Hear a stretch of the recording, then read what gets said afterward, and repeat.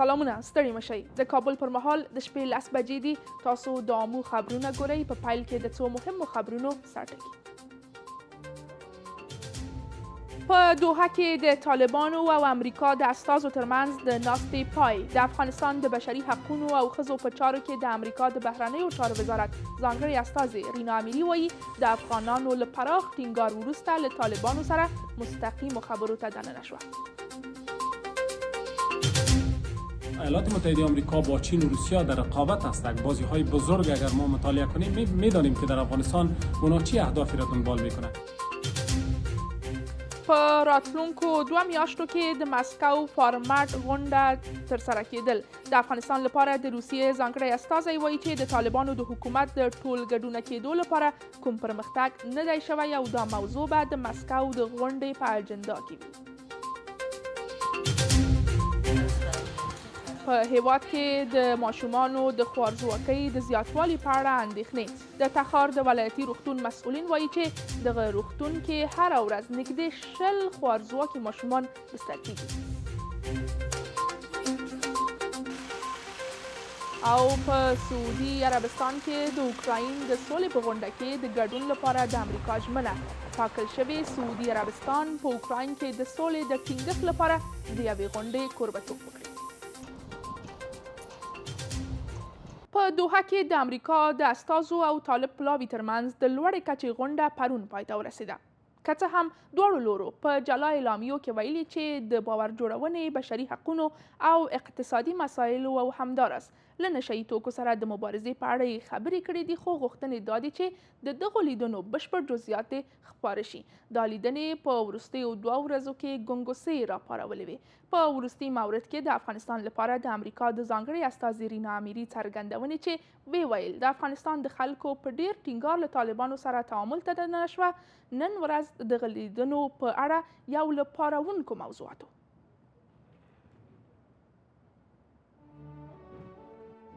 د افغانستان لپاره د امریکا د سفیر په ګډون د طالبانو له پلاوي سره د امریکایي استازو د لوړې کچې او تړلو دروازو تر شا لیدنو په پای کې د امریکا د بهرنیو چارو وزارت په یوه اعلامیه کې ولیکل د افغانستان د خلکو د ملاتړ لپاره د باور جوړول، د بشري حقونو مسایلو په ځانګړې توګه د ښځو او نجونو د حقونو په برخه کې د طالبانو په پالیسۍ کې بدلون، د نشهیي توکو پر وړاندې مبارزه، د رسنیو د ځپلو په اړه اندېښنه او د مذهبي محدودیتونو لګول او د طالبانو له بنده د امریکایي وګړو خلاصون هغه موارد دي چې امریکایي پلاوی پرې ټینګار وکړ. ما فکر میکنم که یک سلسله موضوعات استراتژیک میان کشورها بخصوص میان افغانستان و ایالات متحده آمریکا یادآوری شده. شما میفهمین که در امروز ایالات متحده آمریکا با چین و روسیه در رقابت هستند. بازی‌های بزرگ اگر ما مطالعه کنیم میدانیم که در افغانستان اونا چی اهدافی را دنبال میکنه. په همدې حال کې د طالبانو د بهرنیو چارو وزارت لیکلي چې له امریکایي پلاوي سره د باور جوړونې، د بندیزونو د لرې کولو، د افغانستان د مالي پشتوانو خلاصولو، بشري حقونو او تور نوملړ لرې کولو په اړه خبرې شوې دي. نتیجه نشست چی بود؟ این باید به ملت واضح شود و از طریق میدیا گفته شود تا تشویش‌هایی که ملت داره او رفع شود. د افغان ښځو او بشري حقونو لپاره د امریکا ځانګړې استازې رینا امیري په یوه ټویټ کې ویلي چې د افغانانو له پراخو غوښتنو وروسته له طالبانو سره مستقیم تعامل ته دننه شوه چې دا خبره په یو پاروونکې مسله بدله شوې. ځینو کاروونکو د میرمن امیري دغه څرګندونې له حقیقت لرې بللې دي. په دې ټویټ د لید یا نظر شریکولو اختیار بندول هغې څنډې ته ور اضافه شوي. بانو امیری گزینه کامنت ها را در توییتر خود محدود ساخته یا قید ساخته چون میدانست که مورد انتقاد مردم افغانستان قرار میگیره. له دې سره هم مهاله د احمد مسعود په مشرۍ د مقاومت جبهې هم په یوه ټویټ کې له دغو لیدنو سره خپل مخالفت اعلان کړی دی. تر دې مخکې د افغانستان د ژغورنې د ملي مقاومت شورا او د افغان ښځو د اعتراضي خوځښتونو ائتلاف هم په دوحه کې د طالبانو او امریکا د استازو ترمنځ له خبرو سره خپل مخالفت اعلان کړی و. نن د اګست لومړۍ ورځ ده. 2 کاله وړاندې همدا ورځ د جمهوریت ریاست د 15 وروستیو ورځو لومړۍ ورځ وه. افغانستان 2 کاله وړاندې د اګست میاشت په داسې حال کې پیل کړه چې د عامو د موندنو پر بنسټ د هیواد د 190 ولسوالیو کنټرول د طالبانو په لاس کې وه. د هرات، کندهار، لښکرګاه او طالقان ښارونو په څنډو کې د تیر حکومت د امنیتي ځواکونو او طالبانو ترمنځ سخته جګړه روانه وه. له ننه 22 ورځې وړاندې امریکایي ځواکونو هم له افغانستانه د وتلو بهیر په دوام کې له بګرام څخه خپل ټول پوځي اډه پریښې وه او خپل سرتیري یې پریښې وه.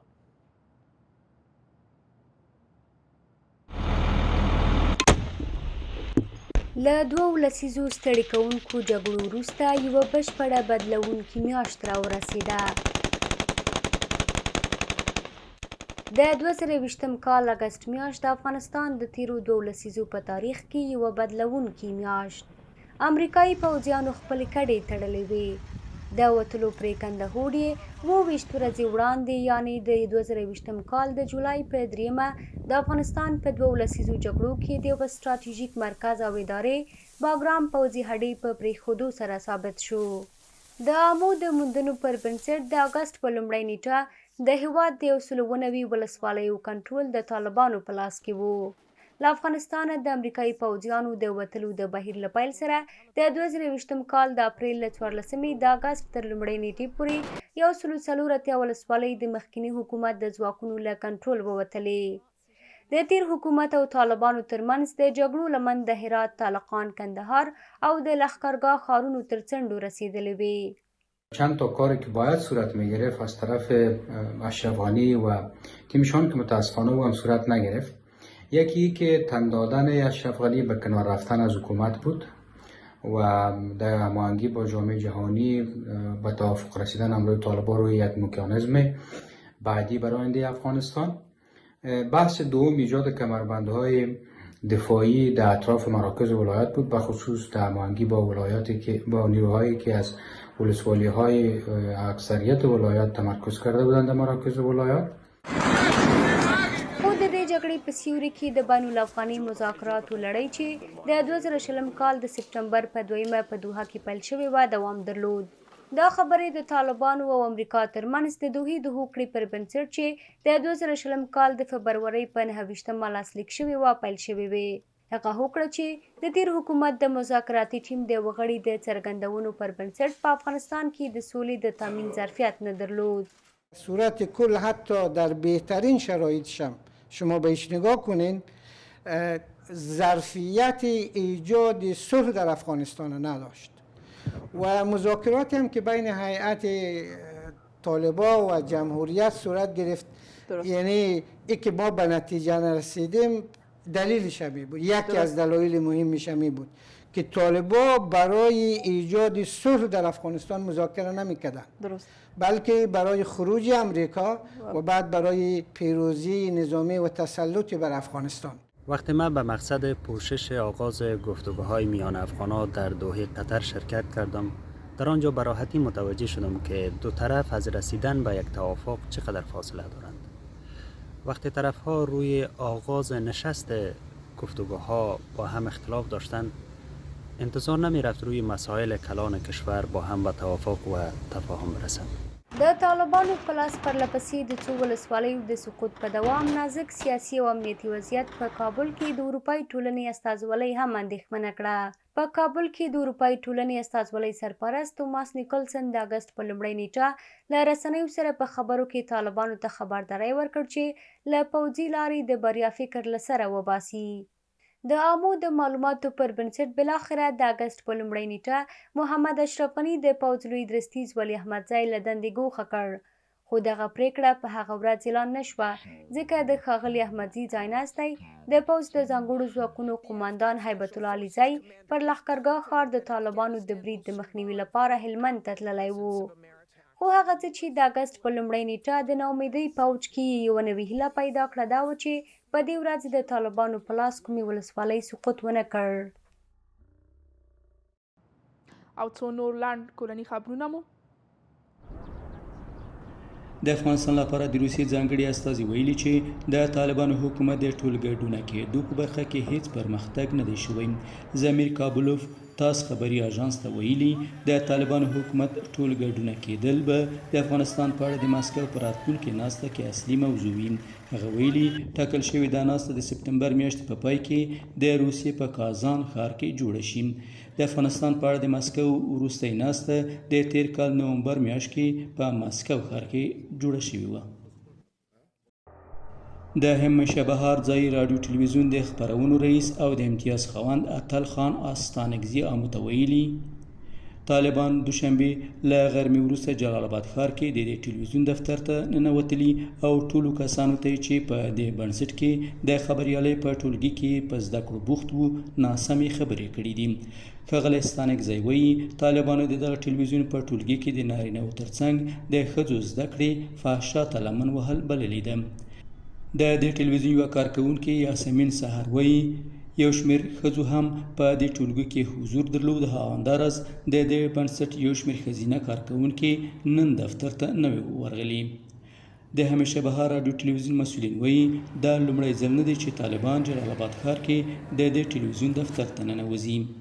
د هغوی په وینا طالبانو نږدې 2 میاشتې مخکې په ورته مورد کې د همیشه بهار دفتر ته ننوتل او د دې رسنۍ له کارکوونکو سره ناسم چلند وکړ. همیشه بهار راډیو او ټلویزیون کابو 12 کاله کېږي چې په ننګرهار کې فعالیت لري او پر خپرونو سربیره د خبریالۍ روزنیز پروګرامونه هم لري.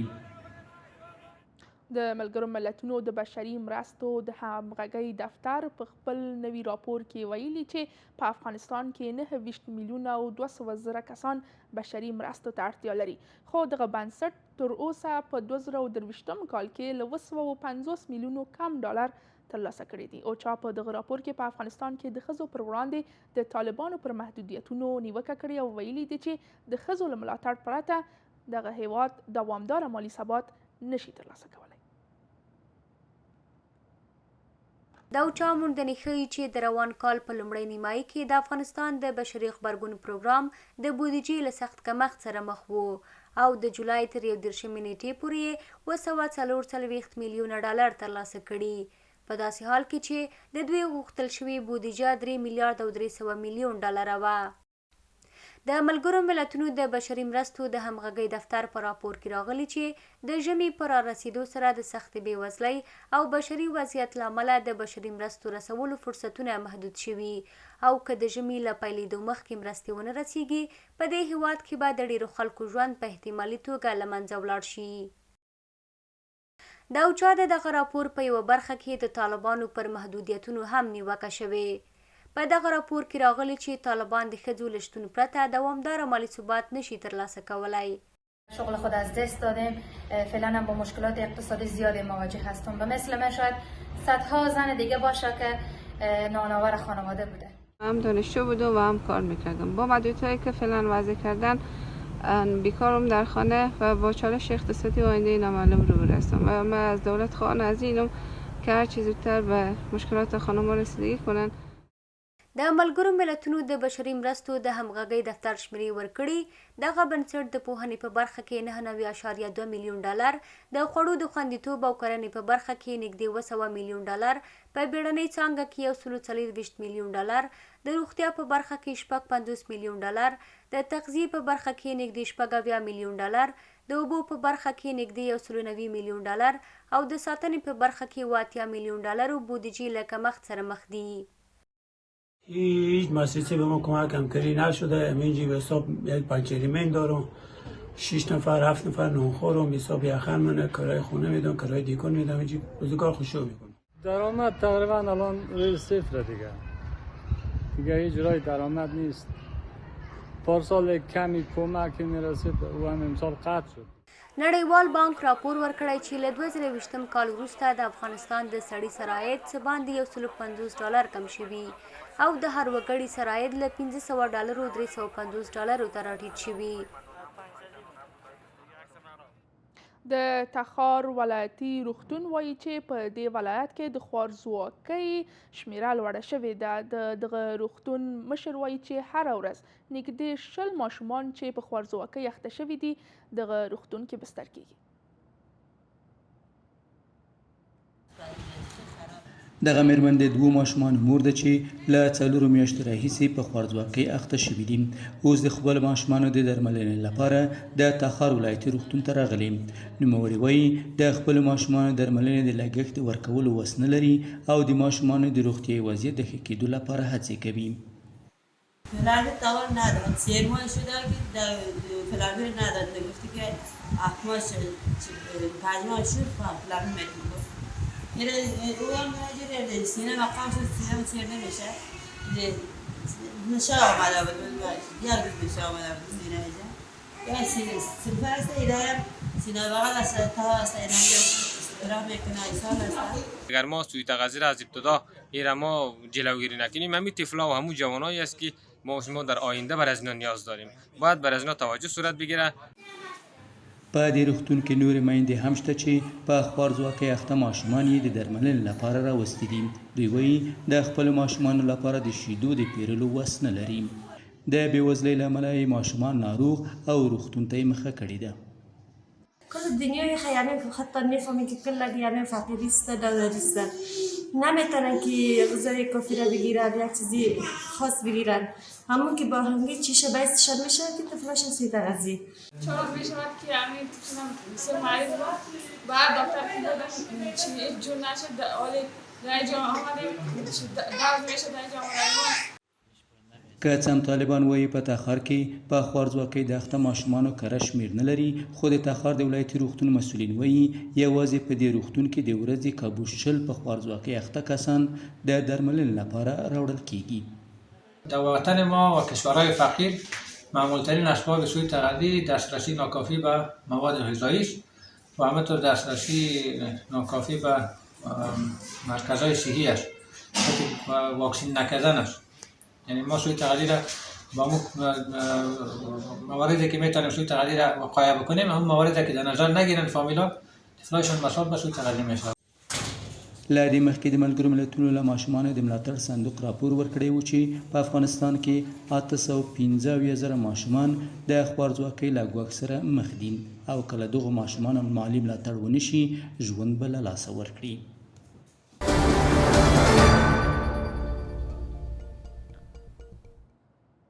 تر یو کال د قوشتېپې کانال د لومړي فاز د کار بهیر پای ته رسیږي.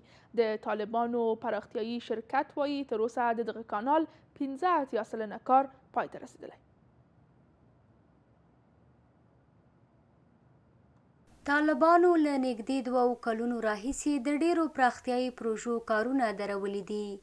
تیر کال د طالبانو د مالیې وزارت اعلان وکړ چې د پراختیایي بودیجې د کمښت له امله د قوشتېپې کانال د یوې برخې په ګډون یوازې د 21 پروژو د تمویل توان لري. اوس د طالبانو ملي پراختیایي شرکت وایي چې په بیلابیلو ولایتونو کې د څه باندې 1100 پراختیایي پروژو له جملې د څه باندې 600 پروژو کارونه درولي دي.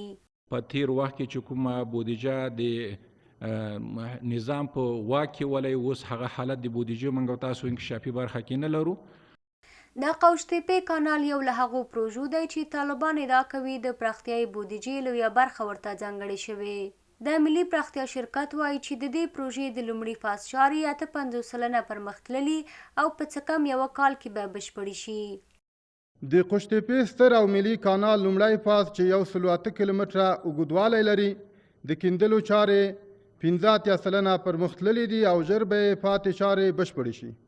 تمه کیږي چې په روان لمریز کال کې به د 1100 پراختیایي پروژو کارونه چې تیر کال پلان شوي وو دوام وکړي. این پروژه به منظور آبیاری 580,000 هکتار زیرزمین زراعتی و تغذیه آبهای زیرزمینی طراحی شده. د قوشتېپې کانال ټول 3 فازونه 215 کیلومتره اوږدوالی لري چې د بلخ ولایت له کلدار ولسوالۍ پیل او له دولت آباد ولسوالۍ په تیریدو جوزجان او په پای کې د فاریاب اندخوی ولسوالۍ ته رسیږي. دغه کانال 152 متره پلنوالی او 8.5 متره ژوروالی لري او چارې یې په تیر حکومت کې پیل شوې وې. او څو نور لاند اقتصادي خبرونه مو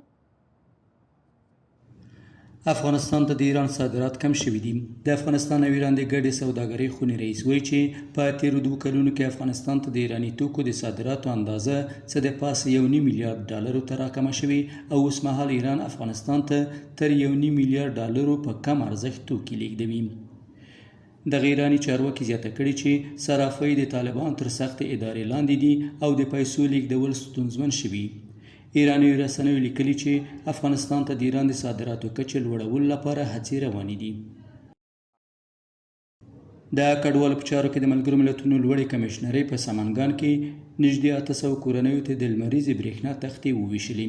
په دې ولایت کې د طالبانو د کډوالو او راستنېدونکو چارو ریاست وایي هرې کورنۍ ته 2 تختې سولر او ورسره توکي ورکړل شوي او د سیمې اوسیدونکي کولی شي له دوامداره برېښنا برخمن شي. د کډوالو په چارو کې د ملګرو ملتونو د لوړې کمیشنرۍ لخوا د لمریزې برېښنا د تولید توکو ویش بهیر د چنګاښ له 25مې پیل او د زمري تر 10مې پای ته ورسید. د طالبانو د مالیې وزارت وایي چې د نیمروز په ګمرک کې د انسان ویښتانو او مسو د قاچاق مخه نیول شوې ده. دغه وزارت په خپله ټویټر پاڼه لیکلي چې قاچاقچیانو غوښتل 145 کیلوګرامه ویښتان او 2400 کیلوګرامه مس له هیواده بهر ته ولېږدوي، خو د نیمروز ګمرک د ګرځنده څارونکو لخوا ونیول شول. ټاکل شوي قاچاق کوونکي له 303 ډوله موټر په ګټه اخیستو د انسانانو ویښتان او د هیواد مس پاکستان ته قاچاق کړي.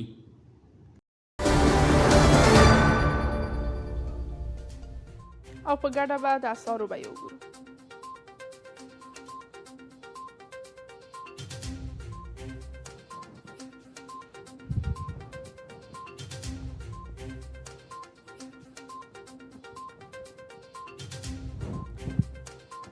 دا د دې مهال خبرونه له ملتیا مو مننه. خو د تازه او نورو کره خبرونو لپاره د آمو ویب پاڼې ته ورشئ.